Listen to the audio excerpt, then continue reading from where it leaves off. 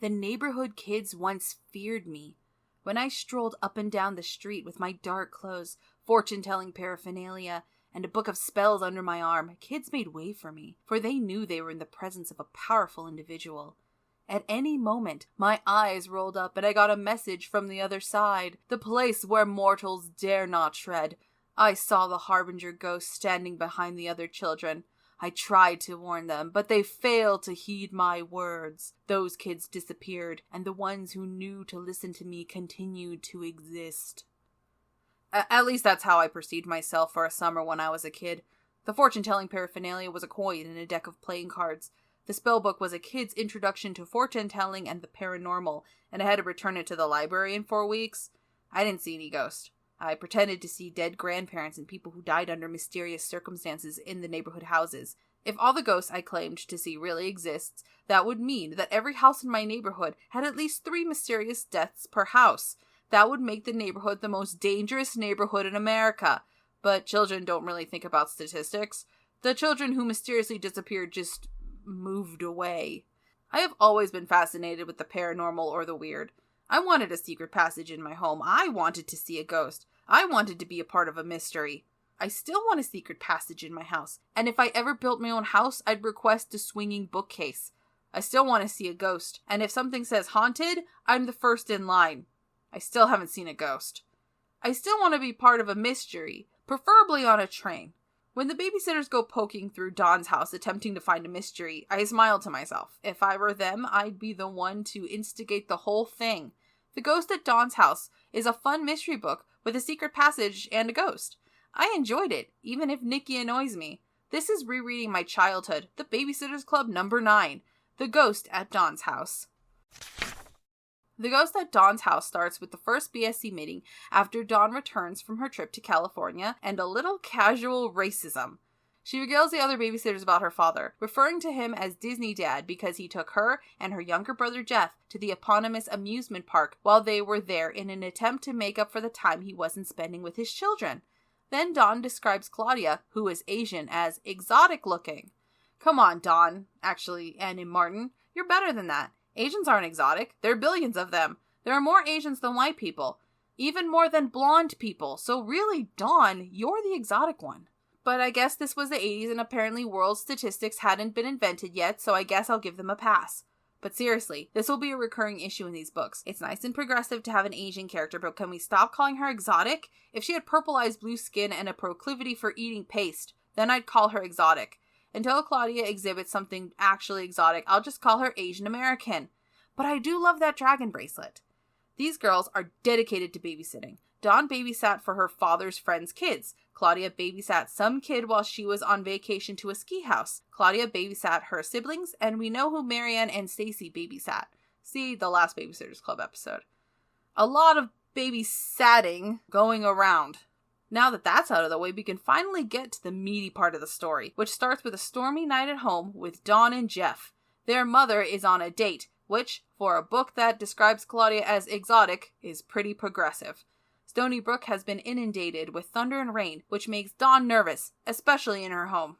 I stood still and listened. I could hear little rustlings. Far away, thunder rumbled. I shivered.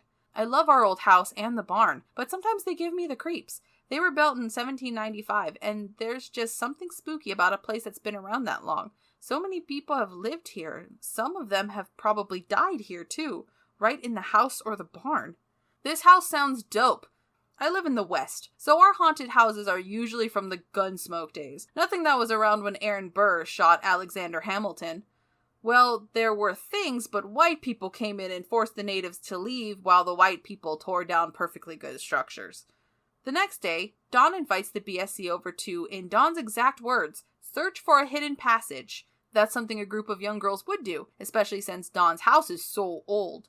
Much to their chagrin, the girls find nothing but hijinks where they scare each other. Now we have our first handwriting chapter. This time it's Marianne at the Perkinsons, the people who purchased Christie's old home. Mariah is older than her sister Gabby, who is nicknamed the Gabbers. That is an amazing nickname. I would love to be called the Gabbers. My name isn't Gabby, but I would still love to be called the Gabbers. Marianne is apprehensive about the Perkinsons. Her best friend, Christy, once lived in that house. Marianne and Christy used to be able to talk to each other via their bedroom windows. Now some weird family has taken over the domain that once belonged to Marianne's best friend, forcing her to use the doorbell like someone who hasn't considered the place a second home for most of her life.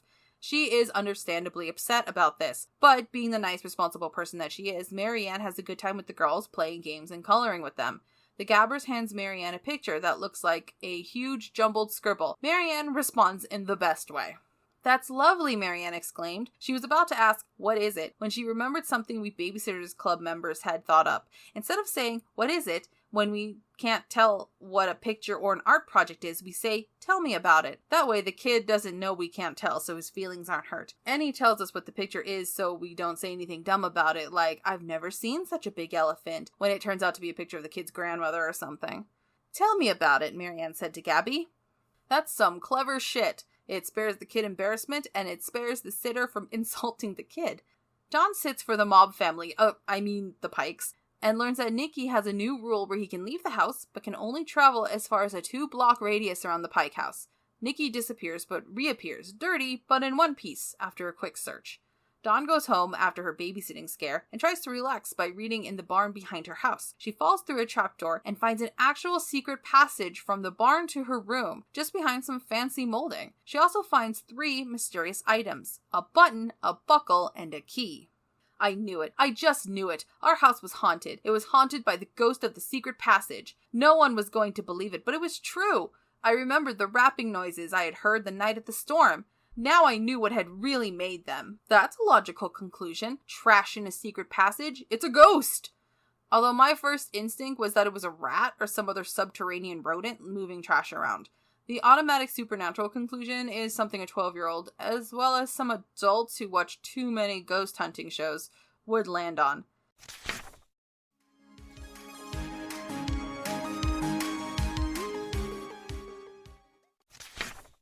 The next chapter is a handwriting one in which Chrissy babysits for Karen, Andrew, and Dave and Michael during a rainy night. Karen wants to tell scary stories, but Christy wants to tell jokes. She proceeds to tell that stupid knock-knock joke that involves a damn banana. Martin chooses not to paraphrase the joke, but to actually write out the whole joke.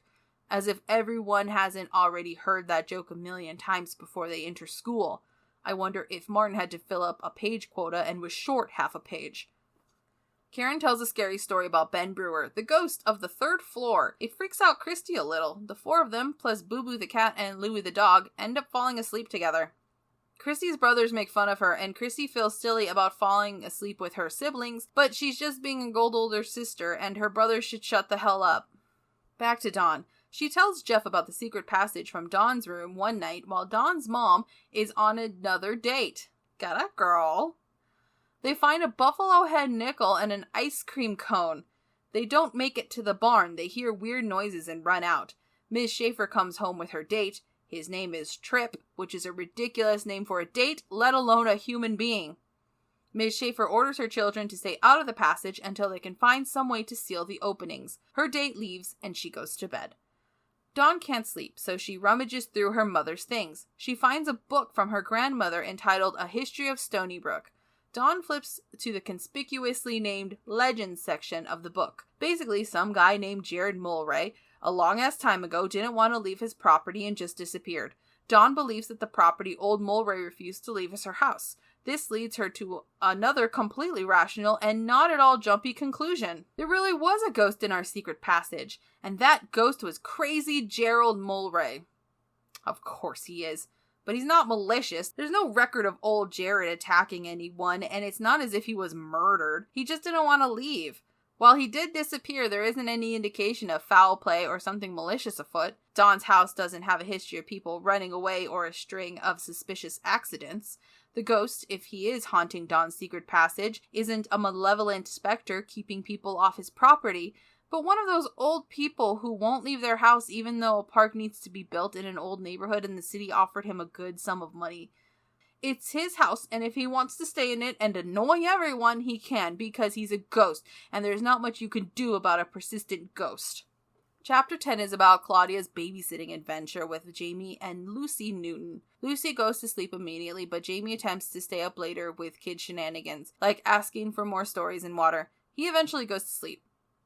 Dawn invites Marianne over, and we have the first mention of Cam Geary, the Corey Haim / Feldman of the BSC universe. That person might be Justin Bieber for a younger person. For my sister, he was Nick Carter of the Backstreet Boys. He was Jonathan Taylor Thomas for me. For Marianne Spear, it's Cam Geary. After looking at the teen heartthrob in Tiger Beat or Bop or Tiger Bop or whatever the kids are reading, Dawn invites Marianne into the secret passage. The girls are attacked by a flying book and they run away. Dawn is babysitting a few of the Pike children. Margot and Vanessa use some crazy shampoo on Claire. Meanwhile, Nikki disappears. Dawn asks Stacy for help finding the second most annoying Pike child. The first is still Claire and her silly phase, which is just an annoying phase. Dawn finds Nikki covered in mud near her house, which is at the edge of Nikki's 2-block wandering maximum. Now to the climax. Mallory and Dawn are watching the Pike boys. Nikki gets into a fight with the triplets during a bizarre lunch that involves pregnant woman food combinations and juvenile attempts at humor. Nikki runs away and Mallory scolds the triplets. Dawn finds Nikki in the secret passage. Nikki was the one who left the food, the buckle, the key, and all the other bric-a-brac in the passage. He also tapped on Dawn's walls and made her think it was a ghost. They share a tender moment before heading back. The book ends with the BSC having a slumber party at Dawn's house, where they watch a ghost fillet a man and Anthony Michael Hall rape a woman, while a racist Orientalist stereotype terrorizes a small town. They watch Ghostbusters and 16 Candles. I love these movies, especially 16 Candles, but let's not overlook the more problematic and unpleasant aspects of those movies. Stacy and Dawn are left out of the junk food buffet, and they play a prank on the rest of the club. I enjoyed The Ghost at Dawn's House. It was a predecessor to the beloved The Babysitter's Club mystery books. I remember loving the mystery series. We'll see if they hold up when I get those. Nikki gets on my nerves, but I have a short fuse when it comes to children. I know that's odd, considering I'm rereading a book series about children watching other children. Maybe I'll learn to love Nikki and Claire and the other Pike children as the series continues. For now, I'm happy with the mysteries that surround Stonybrook. And just because Nikki was the ghost this time doesn't mean there isn't a curmudgeon who refused to leave his property 1,000,000 years ago haunting Dawn's house. Or that any other houses in Stonybrook don't contain a paranormal enigma waiting for the BSC to solve.